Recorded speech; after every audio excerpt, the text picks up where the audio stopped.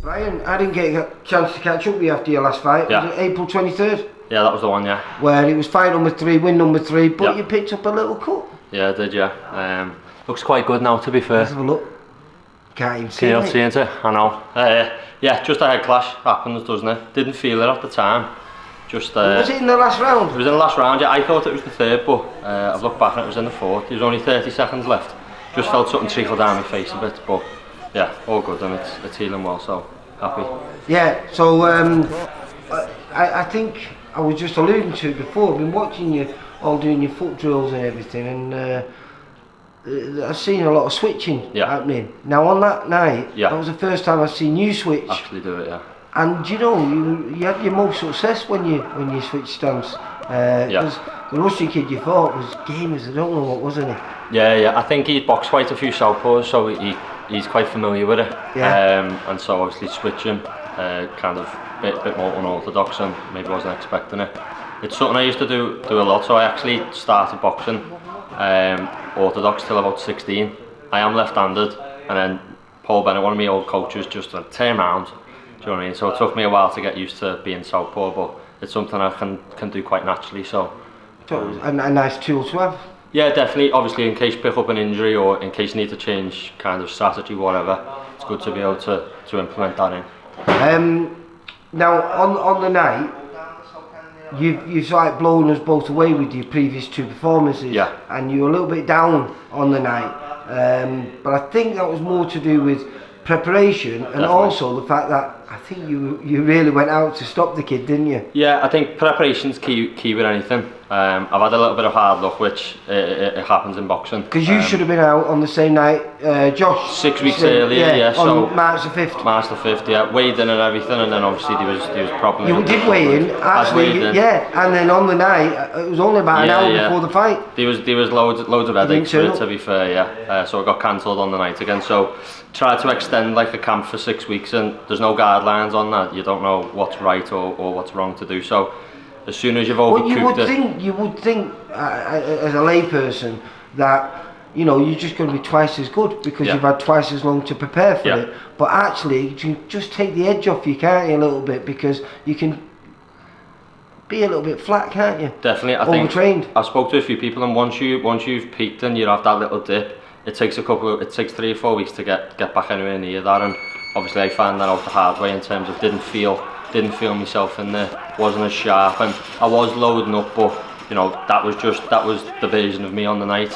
A lot to take from that. So was that a good fight for you then? Oh, definitely, yeah. Obviously performance wise not as good as the other 2, but at the end of the day, in the early stages, you want to take something from each fight, and the next version of yourself is better. You took more from that fight than perhaps the previous 2? Yeah, it is again, yeah. And it's not so much in the ring, because like I said, that was the best version of me. It's everything holistically around that before, so all the preparation and things, it is essential. And if anything did get extended or push back a later date, I'd just have a bit of a rest again and I'd restart a camp. I'd never extend again. You went straight back into the gym the next day rather than giving yourself a week. A couple of weeks, yeah, exactly. And there we go. It's but you've made quite a few other changes in camp. You've brought in a few new people on board. Yeah, definitely. Yeah, again, just reviewing the previous camps and seeing what worked well.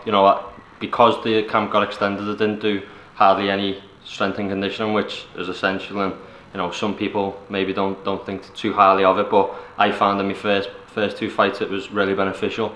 And then I've got a kind of sports psych on board as well. Not that I feel as though there's anything kind of wrong with me. It's more just to try and further develop kind of my own ability and how to manage and use the brain to your advantage. Because we all know it. I know it's a physical sport, but it's the mind that really controls the boxer. Definitely. Yeah. And if you've got a strong mindset, then you've got that slight advantage. Yeah, definitely. So you're not out anyway until July the 9th? July the 9th, yeah. So it's 5.5 weeks, I think. So yeah, it's come around quite quick, to be fair. Even though I've only had 3 or 4 weeks, well, I've had 3 or 4 weeks kind of downtime, it's felt like a lot longer. Have you managed to do any sparring then since then? No, I've not done any, to be fair, and a few people have said you'll be fine to spar now, but I spoke to a few kind of professionals who I know, and they told me to leave it a little bit longer. So just getting fit and doing all the conditioning stuff for now, and then in 2 or 3 weeks I'll start doing a little bit, but just fine tuning things really. Hopefully this will be your last 4-rounder. Yeah, definitely. Again, one of my strongest parts is, or kind of strongest attributes is fitness and kind of understanding where to or how to manage a round. So I'm looking forward to progressing on to 6. Getting those extra 2 rounds. Yeah, definitely. It changes the complexion of it massively. So totally. Yeah, so looking forward to that. But obviously, we're kind of the last performance. I'm quite happy that it's another 4-rounder just to ease back in. So this could work out perfect for you, because this is going to be the end of summer. We're going to have that summer break. Yeah, a little and then we return back. I think we're back at Olympia in September. Yeah. I think it's the 11th or something like that. So hopefully that could be a perfect date for you, couldn't Definitely, yeah. I think, to be honest, with the way the camps have gone, I'll probably have a couple of months off. So, like I say, I know we all get that rest. I'll probably say about boxing in the October, and then just have a bit of downtime over Christmas, because I've had so many fights getting changed and cancelled. I realised a few weeks ago I'd done 10 months essentially of a camp back to back, and then back in after a week, so it was a bit much. So 2 more fights this year, hopefully, unless there's any other kind of good opportunities, and then get going again next year. Yeah, like I say, you don't want to burn yourself out, do you? But actually, when you do get to that stage, when you get to 8-9-0 or something like that, and hopefully undefeated, that's when you've got to stay in the gym permanently. Oh yeah, definitely. Because you've got to wait for that opportunity. Someone's bad be ready. Can be your good luck. Yeah, definitely. That's it. You know, it's you look at some people, you might only get that one chance, and if you're not in the gym and you're not ready, well, you know, you blew it, haven't you? So. And another one, I was just speaking to Josh before, and you know, his weight's falling off. You're talking maybe with David Four-Wayne's being welterweight. Oh yeah, definitely. Well, to be honest, when that fight got cancelled, I made 10 stone 5, which obviously is £2 under. So I can definitely do the weight. So that's another learning experience, and now I can do the weight. But anything on the day, I'm just going to do a little bit heavier, just because, you know, feel a little bit more fresher. Yeah, and also you just feel a little bit more kind of prepared. So perfect weight for you now then, on the day weigh-ins would be about 10-12? Yeah, that's what I was on the last one. To be honest, I'm gonna speak to Steve, and I might just do kind of 11-1, just because it's a little bit easier, and you know, I'm about 11-5 anyway, just walking around, but you feel good and sharp at that. Opens up a few more people as well, because it's always hard to match everyone. Exactly, yeah, so definitely. That weight there's a lot more at that weight than welter what I've seen anyway. So.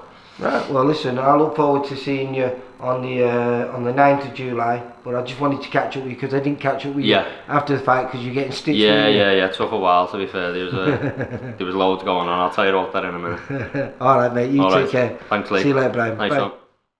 For all boxing info, news and latest interviews, amateur and pro, across the north, click and subscribe. VIP Boxing Promotions. Also Twitter, Instagram and Facebook.